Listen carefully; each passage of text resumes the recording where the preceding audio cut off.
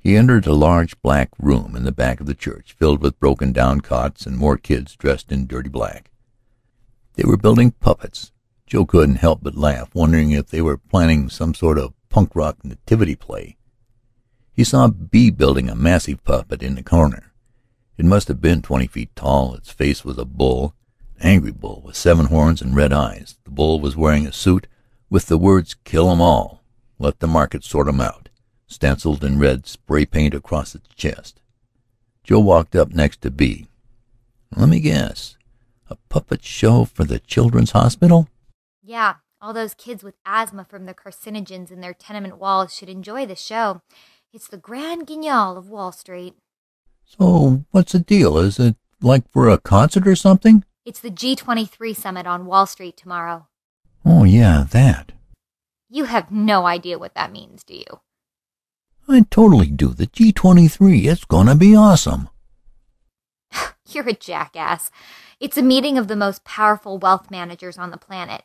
It used to just be the most powerful nations, but when some transnational banks and corporations became wealthier and more powerful than nations, they had to be included as well. They're meeting up at the Solomon Grand Hotel on Wall Street tomorrow. He smirked. "Are they having a hotel party?" Yeah, dickhead. And we're crashing it. The next morning was the first time that Joe ever swallowed a mouthful of tear gas. It tasted awful. He found himself looking at a protest march consisting mostly of hard-hat union types and professional hippies and tens of thousands of regular 9-to-5er type unemployed guys who traveled in from the suburbs, where years of extended unemployment benefits were barely keeping foreclosure at bay. They were mostly do-gooders, marching inside the lines of the official protest area. The official protest area was a few square blocks where the protesters could march in a circle all day long, and it just happened to be 7 blocks away from where the actual G23 meeting was taking place. There were maybe 30,000 protesters and 50,000 cops surrounding them. So from across the street, Joe couldn't see anything but cops.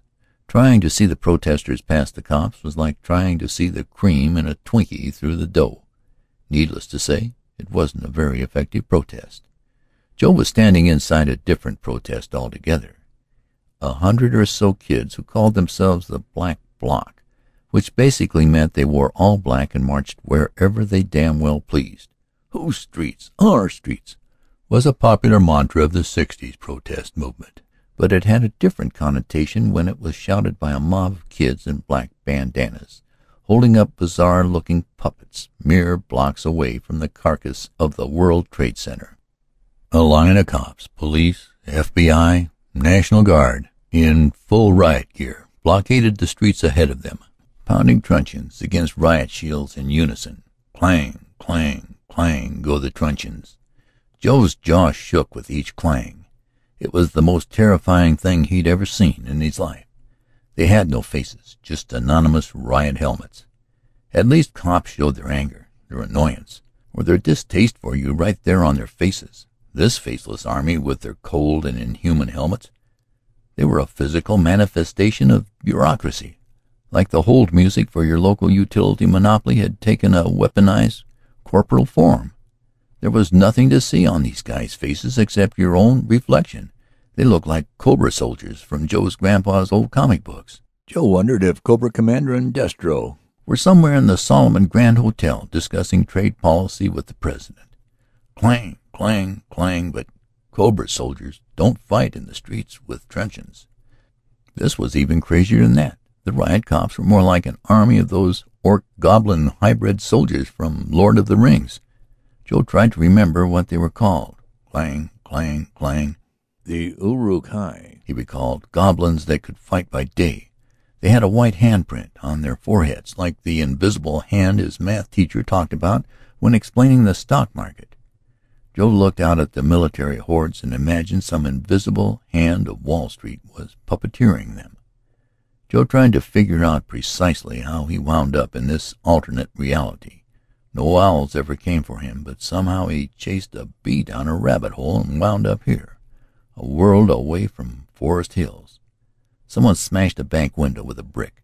Joe wasn't sure how he felt about that. On the one hand, breaking shit is pretty awesome, but How could it be justified if there was some sort of statement being made here? "What's up with the smashing the bank window?" he asked the guy next to him. "We own the banks. We can smash them if we want." "Okay, but why? They pump 95% of our money right out of the economy so a handful of guys can own most of the planet, while all those schmuck 9-to-5ers surrounded by cops over there can't feed their kids, and those guys are better off than most." "Okay, and so you guys win because the banks can't afford to replace a window. Could the British afford to buy more tea?" "What?" "The Boston Tea Party was destruction of property. That worked pretty well, didn't it?" "Yeah, I guess, but tea is gay. Is tea even really property?" "It was a fuck of a lot of tea." As Joe pondered the point, he suddenly found himself on the receiving end of a very powerful fire hose. He never saw it coming. One moment he was walking down a city street, and the next moment he was drowning. Freezing cold water filled his nose and mouth, burst into his lungs. He was airborne for a moment before a newspaper vending machine broke his fall and nearly broke his back. Pulled himself to all fours and gagged violently, choking up water like a teenager choking up the smoke from his first cigarette. The day was just beginning, and already Joe felt like a total lightweight. A grenade trailing white smoke bounced on the ground beside him. He gazed at it in wide-eyed horror. He had visions of shrapnel tearing the flesh right off his skull. Someone behind him yanked a vinegar-soaked bandana across his face. Were they trying to smother him? He struggled against it, fearing some American psycho-obsessed Wall Street trader was trying to strangle him right there on the street. He yanked the bandana off just in time for a plume of white tear gas to spray from the grenade into his eyes. Someone in all black grabbed the grenade off the ground and hurled it back at the cops. But Joe barely noticed because his eyes were ablaze. He fell back in shock, muscles seizing and eyes blind. What the fuck was he doing here? He still didn't totally understand what the G-23 was or why the police were going all Blackwater on them. Suddenly water splashed into his eyes. It was another shock, but after a moment he could see. It was the guy who'd thrown that tear gas grenade back at the cops. He was squirting a bottle of Poland Spring water into Joe's eyes. As Joe rubbed the pain away, the guy handed him the vinegar-soaked bandana and said, "Put it on when they gas you. The vinegar cuts the tear gas." Joe blurted out, "Thanks, I'm Joe," and stupidly extended his hand to shake. The guy laughed and shook Joe's hand. "I'm Wallace." As they shook hands, a cop on a motorcycle drove by and clotheslined Wallace with his truncheon. Wallace's blood splattered across Joe's face as the cop sped off. The crowd was suddenly filled with cops on motorcycles, whack-a-moling kids in every direction. A couple of black bloc kids ran into a nearby construction site and dragged steel girders onto the street. One overzealous cop gunned his motorcycle at them. He saw the kids, but not the girder, and decided to cowboy them with two truncheons raised over his head. The kids dove aside as the motorcycle hit the girder, and the cop flew 20 feet through the air into the boarded-up window of an upscale steakhouse. That's when Joe was shot. It hit him in the throat, and he dropped hard. He was sure someone had just unloaded a shotgun on him or something. He'd never felt so much pain in his life. He knew he was dying. He was scared to even clutch his throat for fear he'd sever his head from his body. But when he did finally manage to grab his throat, it was still there. He looked down, and his hands weren't even bloody. Saw a rubber bullet the size of a baby's arm roll away to the curb. He couldn't believe what a ridiculous pussy he was. But he also couldn't speak and could only breathe with enormous effort. He looked up and saw a cop firing rubber bullets, not from a sidearm. He was firing the rubber bullets from a fucking M16 assault rifle. The velocity alone was knocking kids unconscious in the street. 3 tear gas grenades clattered to the street in spitting distance from Joe, and he realized he'd lost the bandana. He scanned the area and saw a gas mask. One of the better prepared kids must have lost it in the melee. He dragged himself to it and pulled it onto his head as the smoke billowed around him. He stumbled out of the smoke right into a cop who grabbed him, threw him against a corporate art statue, yanked the gas mask off his head, and unloaded an entire tear gas grenade directly into his face. It might as well have been napalm to Joe. He felt like his face had burst into flame. In that moment, he vowed that if he survived this day, he would rape every priest and nun he ever met, because hell couldn't possibly be any worse than this. Then the cop pistol-whipped him, and Joe was out cold for a good 15 minutes. He woke up in a surreal world that mixed Tiananmen Square with Mogadishu and Grand Theft Auto. Kids were pushing flaming dumpsters into police cars. A mob of kids held a chain-link fence in front of them as they chased riot police through the wreckage. The barbed wire at the top of the chain-link fence had SWAT team vests stuck to it. Joe realized the corporate art statue the cop had thrown him against was that stupid Wall Street bull, the ginormous statue that had become an iconic emblem of Wall Street, manifest destiny. Joe was splayed out on the ground beside the bull's ass, looking up at its big bronze balls. He remembered a school trip to New York where the tour guide told his class that Wall Street traders rubbed the bull's balls for good luck each morning. His teacher, Mrs. Cohen, sure was pissed at the tour guide for telling them that. In the chaos of the G23 protest, Joe wanted nothing more than to cleave the bull's balls right off. He kicked the balls and immediately howled in pain. That shit was 7,000 pounds of solid bronze, and Joe had just broken one of his toes on those big-ass bull testes. As if getting kicked around by cops wasn't bad enough, it was a unique humiliation for Joe to be injured by a corporate art statue's balls. The tear gas smoke cleared suddenly as a horrifying monster emerged like a demon through the brimstone.